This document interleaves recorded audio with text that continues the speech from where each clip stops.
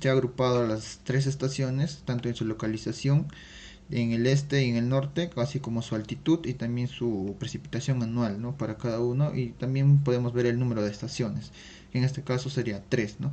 Y para hallar la media aritmética necesitamos lo que es la sumatoria de los promedios anuales de precipitación entre el número de estaciones, que en este caso sería 3.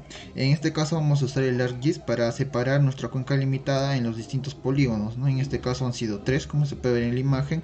Y ahora para hallar la precipitación media vamos a necesitar lo que es la sumatoria de la precipitación por el área, ¿no? De cada una de las estaciones. En este caso va a ser 238.764.67 y lo vamos a dividir entre el área total, que es 724.3. Ya la precipitación media necesitamos lo que es el promedio y las áreas. El promedio se va a obtener de la semisuma del mínimo y máximo de cada una de las isoyetas que se ha hallado, y el área ya nos va a dar el mismo programa, ¿no? Del ArcGIS. Como se puede ver acá en la imagen, nuestra cuenca ya está dividida en las distintas isoyetas. Los valores desde el año 1981 hasta el año 1994. Hemos hallado la precipitación media y estos valores los hemos ordenado de mayor a menor. Seguidamente hemos hallado el valor máximo, que es 11,29, el valor mínimo, que es 3,58, el rango, en lo cual hemos restado el valor máximo con el valor mínimo, que es 7,70. Obtenidos nuestros datos anteriores, ahora podemos hallar nuestra tabla de frecuencias, en la cual ya sabemos el valor de rango. También calculamos el número de intervalos de clase, la amplitud, que ya también lo hemos hallado. También podemos calcular la marca de clase y la frecuencia. Una vez hecha nuestra tabla de frecuencia, ahora podemos graficar. Después hemos creado otra tabla, que también sería de la tabla de frecuencia para la estación de Huacamarcanga. En esta tabla hemos calculado la frecuencia absoluta acumulada, la frecuencia relativa y también la frecuencia relativa acumulada, ¿no? Y de acuerdo a estos valores hemos también hallado los valores de la ojiva mayor y la ojiva menor, los cuales lo hemos graficado y también los hemos ordenado de mayor a menor. Aquí hemos planteado nuestra hipótesis, donde la frecuencia observada puede ser igual a la frecuencia observada, o la frecuencia observada pues, puede ser distinta a la frecuencia esperada, ¿no? Después hemos calculado el número de intervalos de clase según Yehevich, donde nuestro intervalo de clase es 5, y también hemos hallado nuestra amplitud de cada intervalo, que vendría a ser 0,97. Calcular el chi cuadrado, que en este caso es 8,92, y también calculamos los grados de libertad, el nivel de significancia, y de acuerdo a todo esto llegamos a nuestro criterio de decisión, donde 8,92 es menor que 5,99, y lo cual se concluye que los datos no se ajustan a la distribución normal. Hemos calculado el PX usando la fórmula de Weibull, también la de la media y desviación estándar, el calculado de la variable estandarizada, ¿no? Y lo cual hemos llegado a nuestro factor de decisión, donde 0,5504 es mayor que 0,349. Y lo cual se concluye que los datos de la precipitación no se ajustan a la distribución normal, la distribución empírica y el gráfico de la distribución teórica. También tenemos ahí nuestro valor meteorológico, teórica, que lo hemos hecho en la aplicación Hidroesta. También, como vemos, tenemos el cuadro de distribución normal, de lo cual el Hidroesta nos dio como una discusión que, como el delta teórico es 0,1438, es menor que el delta tabular 0,3635, y los datos se ajustan a la distribución. Bien, ahora vamos a hablar de la estación de Quirubilca desde el año 1981 a 1994, con la precipitación anual, que sería el promedio por cada año de todos los meses, ¿no? Lo vamos a ordenar de mayor a menor, lo que vamos a sacar su suma, que nos sale 223.93, su máximo que es 23.97, su mínimo que es 9.87. También vamos a hallar el rango, la amplitud y el intervalo de clase. Vamos a hallar el rango, ¿no? Que es el valor máximo menos el valor mínimo, donde nos sale que nuestro rango es de 14.10. Ahora vamos a calcular el valor o el número de intervalos de cada clase, que nos está saliendo 4.51, pero lo redondeamos a 5.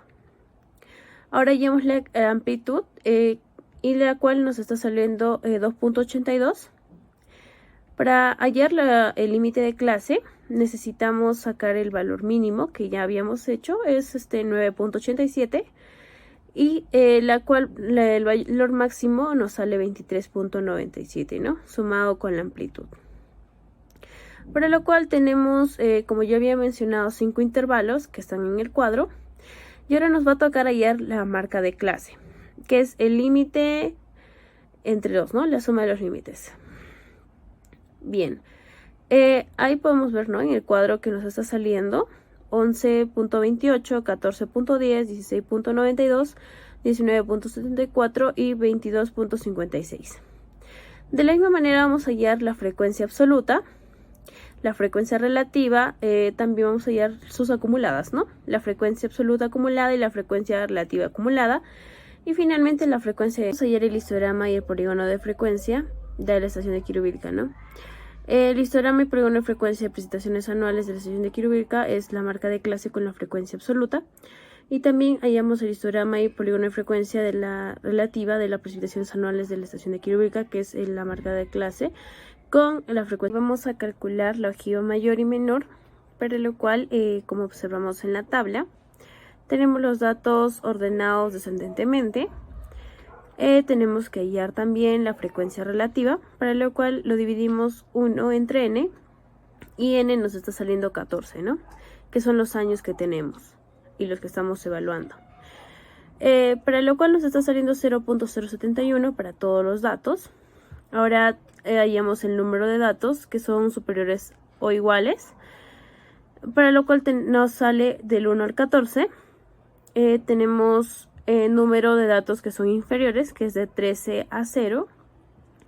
Número de datos que son inferiores y de 14 a 1, ¿no? Ahora hallamos la ojiva mayor y la ojiva menor, para lo cual sacamos un gráfico, ¿no? Que lo podemos observar ahí para nuestra ojiva mayor, y también para el segundo gráfico, que es nuestra ojiva menor. La prueba de bondad, lo cual primero necesitamos la prueba de chi cuadrado. Tenemos nuestro cuadro, que es la precipitación anual con los datos ordenados de menor a mayor, para lo cual vamos a plantear una hipótesis, que la hipótesis nula debe ser la frecuencia observada igual a la frecuencia esperada, y la hipótesis alternativa debe ser la frecuencia observada diferente a la frecuencia esperada. Calculamos el número de intervalo de clases, que nos sale 4.51 y lo vamos a redondear a 5. También calculamos la amplitud de clase, que en intervalo nos sale 3.525, que sería igual a 4, ¿no? En nuestra tabla tenemos ya los intervalos de clase, calculamos la marca de clase, la frecuencia absoluta, la frecuencia relativa, la frecuencia acumulada y la multiplicación, ¿no?, de la marca de clase con la frecuencia absoluta. Ahora nos pide hallar la media y la desviación estándar, para lo cual hallamos la media, que nos sale 16.73.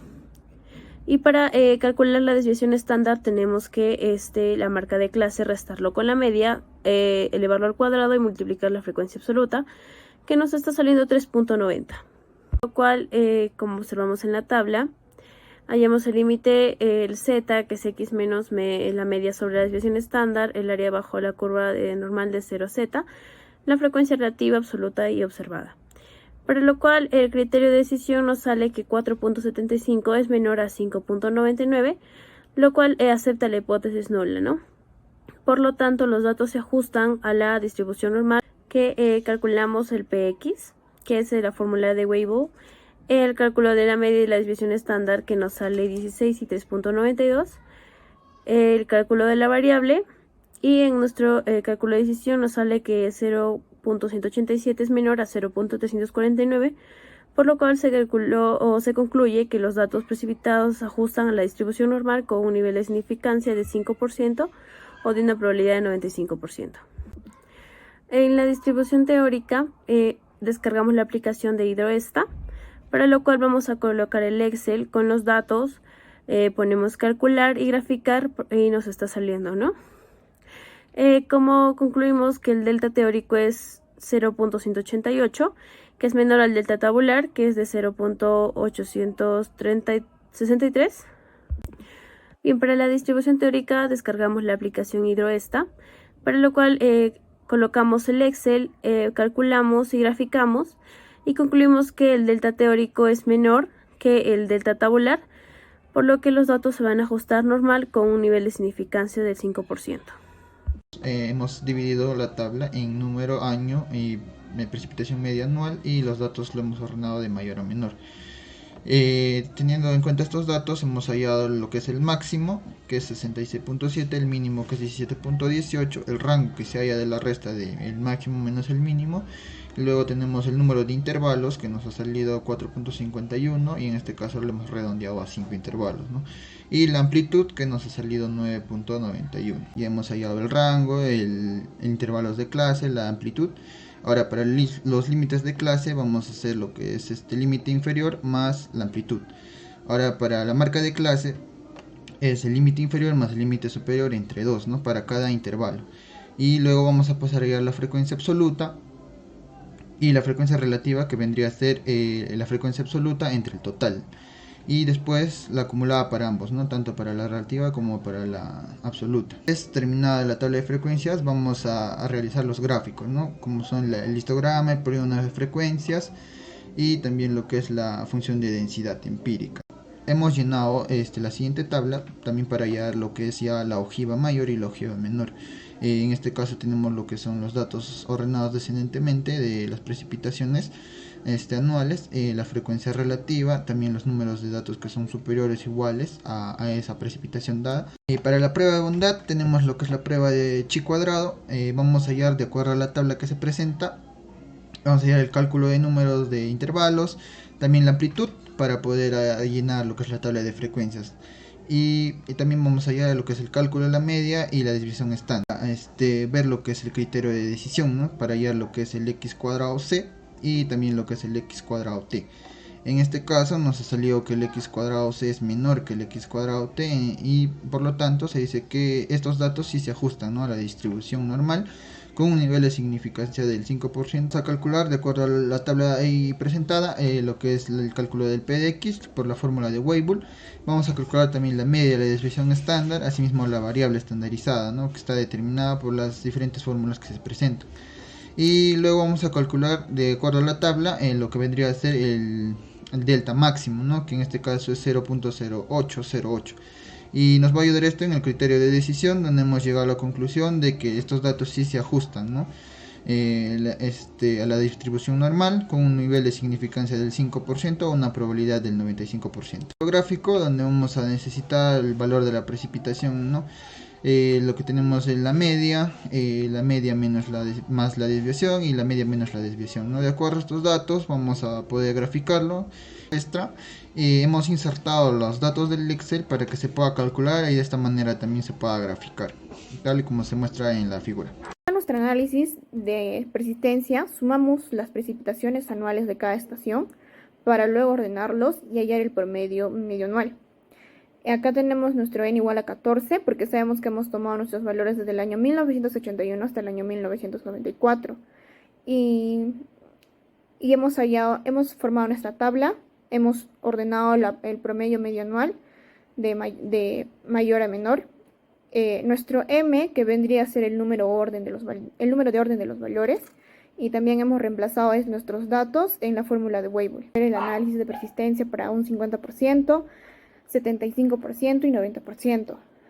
Pero al no hallar estos valores en nuestra tabla, lo que hacemos es interpolar nuestros datos.